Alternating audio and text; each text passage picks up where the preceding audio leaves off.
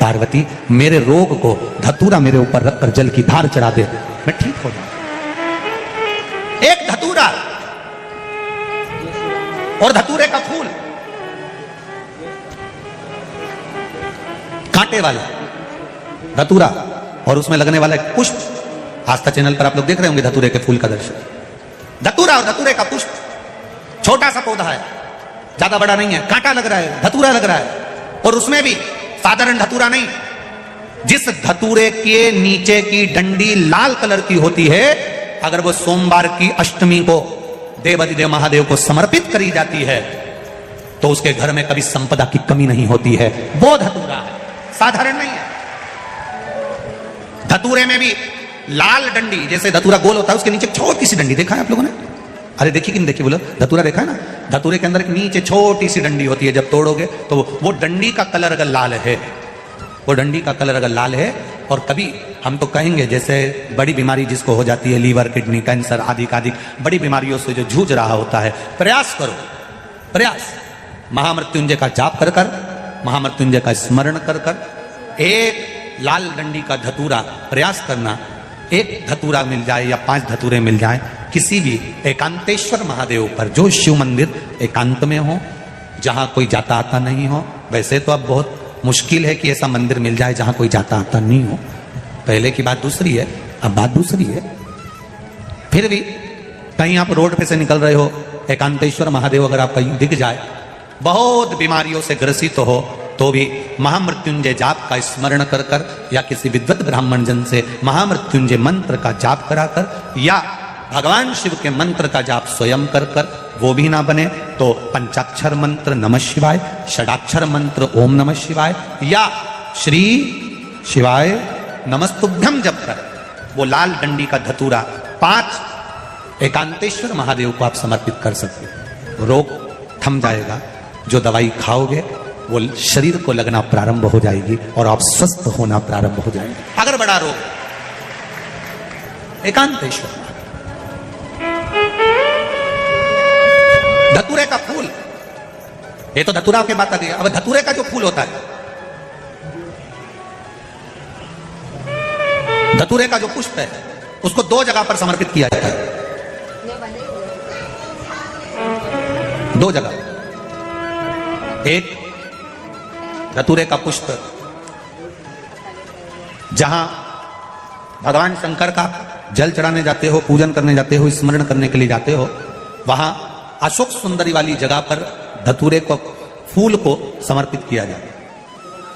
एक दूसरे नंबर का धतूरे का जो फूल होता है, 2 फूल जब हम समर्पित करने जा रहे हैं, तो एक अशोक सुंदरी वाली जगह पर फूल का जो मुख होता है,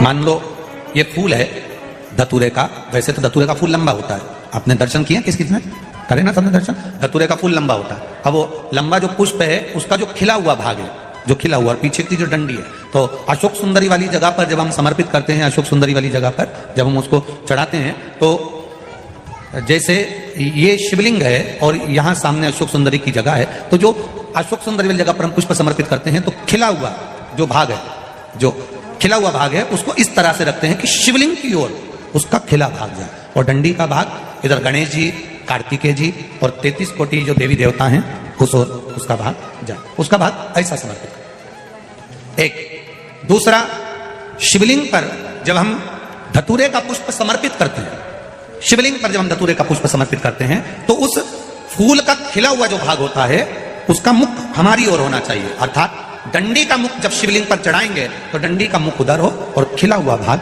हमारी ओर। बहुत अंतर है महाराज। जैसे बेलपत्री चढ़ाते हैं तो बेलपत्री चढ़ाते समय डंडी का मुख अपने ओर कर लेते हैं, पत्तियों का मुख उधर कर देते, तो खिला हुआ जो भाग है वो हम अपनी ओर रख लेते हैं। अब कनेर का पुष्प इससे विपरीत में चलता है। कनेर का जो पुष्प होता है, उसकी डंडी का मुख हम अपनी ओर रख लेते हैं और खिला हुआ भाग महादेव की ओर कर देते हैं, वो थोड़ा विपरीत हो जाता है। तो शिव तत्व कह रहा है, भगवान शंकर का संवाद कर रहा है, शिव महापुराण की कथा कर रही है। 2 स्थान धतूरे के पुष्प को समर्पित करने के लिए दिए। कौन कौन सा स्थान है? जम के बोलो। पहला, जम के बोलो, अशोक सुंदरी के स्थान पर खिला हुआ भाग कहां होना चाहिए? महादेव की और डंडी का भाग जहां 33 कोटि देवता हों, गणेश जी कार्तिकेय हों, उस ओर हो। और दूसरा देवादिदेव महादेव के शीश पर, शिवलिंग के ऊपर। एक बात बहुत ध्यान लगाकर सुनिएगा, स्मरण में रखिएगा। जब क्रोध की अवस्था होती है,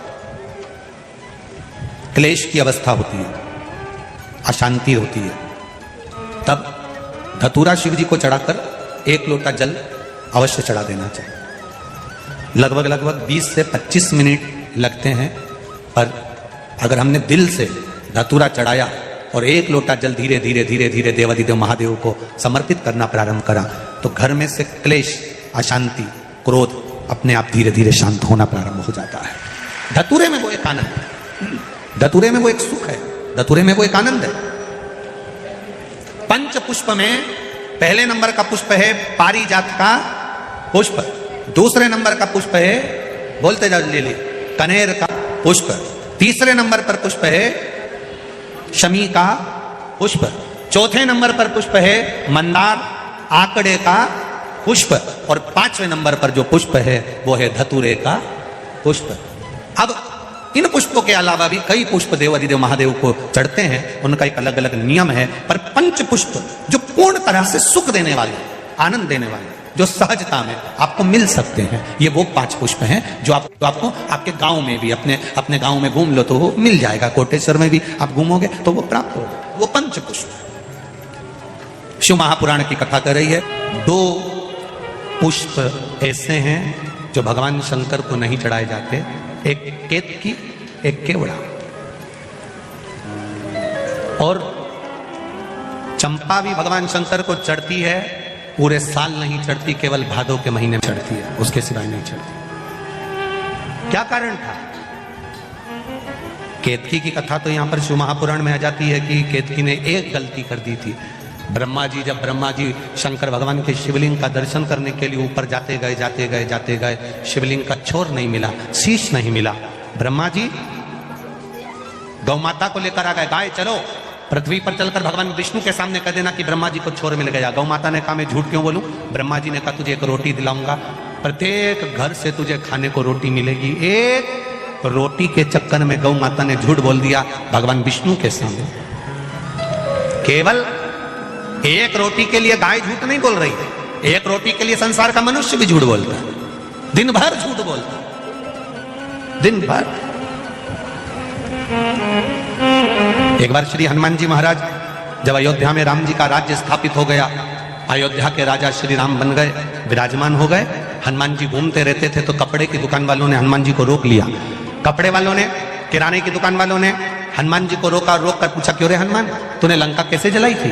हनुमान जी ने कहा, उन्होंने मेरी पूंछ में कपड़ा बांधा, तेल डाला, आग लगाई, मैंने जला दी। रोज कपड़े वाले, किराने वाले हनुमान जी से रोज पूछते, तूने लंका कैसे जलाई, लंका कैसे जलाई, लंका कैसे जलाई, हनुमान तूने लंका कैसे जलाई? हनुमान जी ने कहा, उन्होंने मेरी पूंछ में कपड़ा बांधा, तेल डाला, आग लगाई, मैंने जला दी। हनुमान ने कहा, बस ऐसा? हाँ। किराने वाले, कपड़े वाले बोले, एक बार जला के बता। हनुमान जी ने कहा, बांधो कपड़ा। उन्होंने पूंछ में कपड़ा बांधा, तेल डाला, आग लगाई, हनुमान जी उन्हीं की दुकान में घुस गए, उन्हीं की दुकान। सारी किराने की दुकान, कपड़े की दुकान जितनी थी सब जल गई। सब दौड़कर राम जी के पास गए, राम जी के पास जाकर आवाज लगाई कि राम जी राजा बनकर बैठे हैं, अयोध्या के राजा राम के सामने हमारी दुकान जल रही है, हमारी दुकान में आग लग गई है, ये कैसे हो गया? हनुमान जी को बुलाया गया, हनुमान तुम इतने चतुर होने के बाद, अष्ट सिद्धि नवनिधि के दाता असबरदीन जानकी माता, राम रसायन तुमरे पासा, तुम इतने चतुर होने के बाद तुमने इनकी दुकानों में आग क्यों लगा दी? हनुमान जी बोले, ये रोज कहते थे लंका कैसे जलाई, कैसे जलाई, कैसे जलाई। मैंने कहा कपड़ा बांधा था, तेल डाला था, आग लगाई, मैंने जलाई। इनने कहा जला के बता, हमने कहा लगा। तो तूने इनकी दुकान क्यों जलाई? तो हनुमान जी बोले, इनकी दुकान लंका से कम है क्या? 1 रुपए की चीज 10-10 रुपए में बेचे तो आग ऐसे ही लगाऊंगा, ये कम है?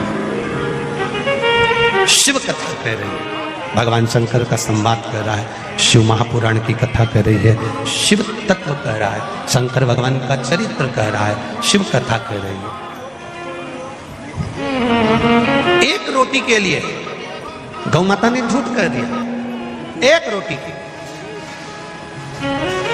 गाय कहती है कि मैं चलकर बोल दूंगी, पर मेरी वाणी पर विश्वास कौन करेगा? केतकी का फूल लगा था, ब्रह्मा जी ने तोड़ लिया। केतकी के फूल से कहा तू नीचे चलकर बोल देना। ब्रह्मा जी को भगवान शंकर का सिर मिल गया। केतकी का फूल बोला मैं झूठ क्यों बोलूं? ब्रह्मा जी ने कहा मैं तुझे सुगंधित बना के रखूंगा, तू बहुत सुगंध में रहेगा, बहुत सुगंधित रहेगा। ठीक है, पर भगवान शंकर को धतूरा क्यों चढ़ाया जाता है? वो धतूरे का प्रमाण क्या कहता है? तो शिव महापुराण की कथा में रुद्र संहिता के अंतर्गत महाराज अगर आप पढ़ेंगे तो उसमें व्याख्यान वर्णन मिलेगा कि मनुष्य के जीवन में प्रतिदिन असत्य बोलने में आता है।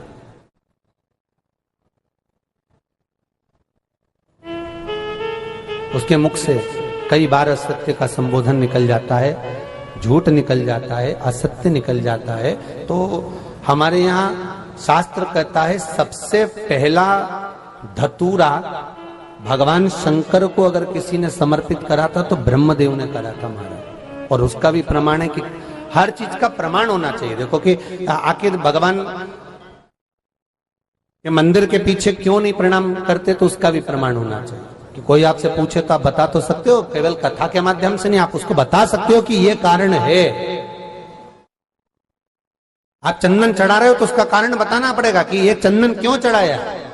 चावल चढ़ाया तो उसका कारण बताओ कि अग्नि पुराण में लिखा है कि अक्षत की महत्वता क्या है।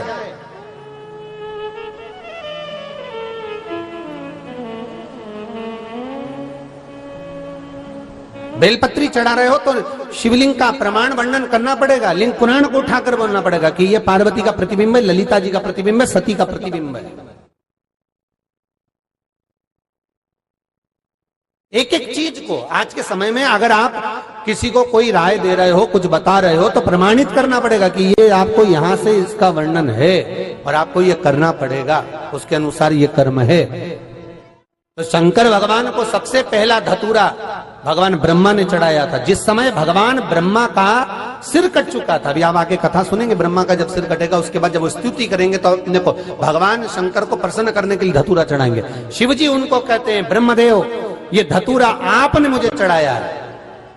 और क्यों चढ़ाया? क्योंकि आपने असत्य बोला था, उस असत्य को नष्ट करने के लिए आपने मुझे धतूरा समर्पित करा।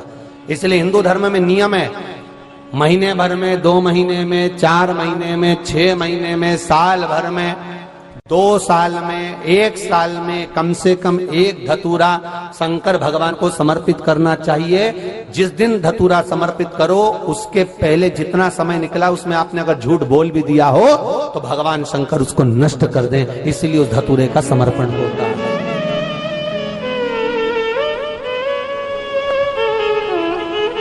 एक हमारे हिंदू धर्म में सबसे बड़ी बात है कि प्रायश्चित बहुत क्रम है महाराज। प्रायश्चितता का भाव बताया कि आप ऐसा करोगे उसके साथ ऐसा हो जाएगा, तो उसका प्रायश्चित ये है। आप कर सकते हो उसका प्रायश्चितता का भाव आप अमल कर सकते हैं, आप स्मरण कर सकते हैं।